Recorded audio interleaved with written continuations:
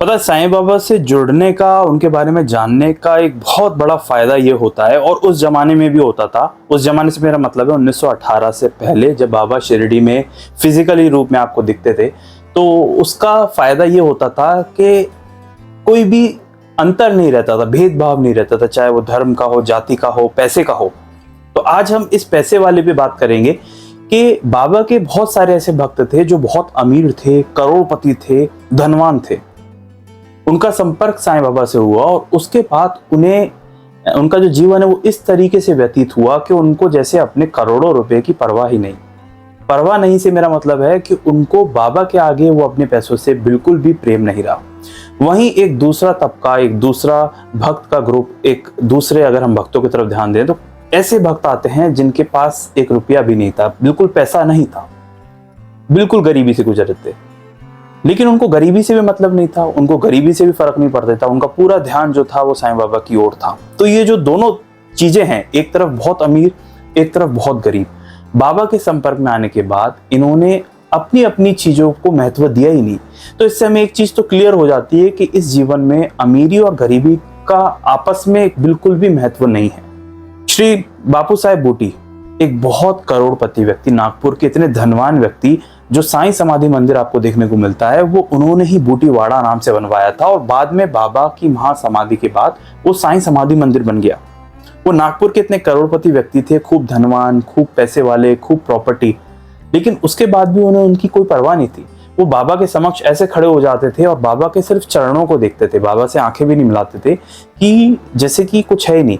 आसपास अगर हम इतने पैसे वाले व्यक्ति अगर देखेंगे तो उनमें एक चीज जरूर मिलेगी, वो है उनका अहंकार। लेकिन जो बाबा का भक्त होता है उसमें वो अहंकार भी खत्म हो जाता है और वो एक समान दर पर, एक इक्वल लेवल पर आ जाता है। इक्वल लेवल पर ऐसे आया कि उसमें भेदभाव ना वो खुद करता है, ना वो उसे सामने दिखता है।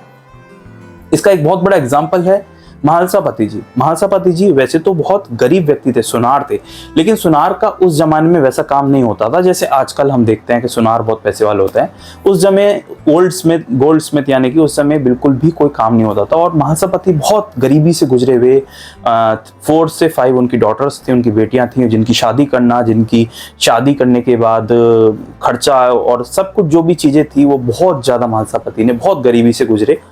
लेकिन महालसापति को इन चीज से परवाह ही नहीं थे। महालसापति तो बाबा का दिया हुआ 1 रुपया तक भी नहीं लेते थे, वो मना कर देते थे। बाबा जबकि उनको देना चाहते थे लेकिन वो मना कर देते थे। तो यहाँ पर जिस तरीके से बापू साहेब बूटी ने अमीरी का त्याग कर दिया, उस तरह से महालसापति ने गरीबी का त्याग कर दिया। गरीब हैं, अमीर हैं, उन्हें परवाह ही नहीं। वो एक समान दर पर, एक लेवल पर आके साथ में बाबा की आरती में खड़े होते, बाबा के साथ बैठते, आपस में बातचीत करते, जैसे कि इस संसार से भेदभाव बिल्कुल समाप्त हो गया।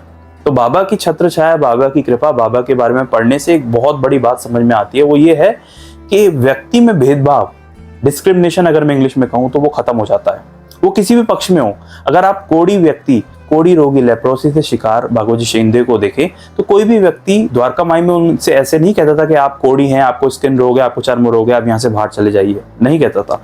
क्योंकि फिर मैं कहूँगा कि जब बाबा से कनेक्शन इन सब का बैठा तो अपने अपने समाज में जहाँ ये जी रहे थे, जिस जिस परिस्थिति से गुजर रहे थे, उन सबको दूर हटाकर ये समान स्तर पर, समान लेवल पर आए। और यही चीज बाबा सबसे बड़ी चीज दिखाते हैं, यही चीज बाबा सिखाते हैं सबसे बड़ी, कि किसी भी तरह का भेदभाव किसी भी व्यक्ति में, चाहे वो धर्म, रूप, रंग, पैसा, जाति के माध्यम पे के बेसिस पर नहीं होना चाहिए। और आज भी जो भक्त बाबा से जुड़ता है वो अपने आप ही, अगर आप किसी भी साईं बाबा के भक्त को देखेंगे, वो अपने आप ही इन चीजों से दूर होता जाता है। तो वो पहली चीज जिससे दूर होता है वो है भेदभाव।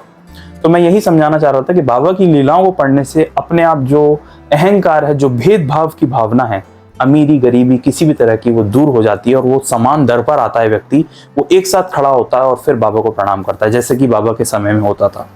अगर आप बाबा से जुड़ी हुई या बाबा के भक्तों से जुड़ी हुई कहानियां जानना चाहते हैं जो 1918 से पहले हुई थी, तो आप इस चैनल को सब्सक्राइब भी कर सकते हैं। मिलेंगे एक नेक्स्ट वीडियो में।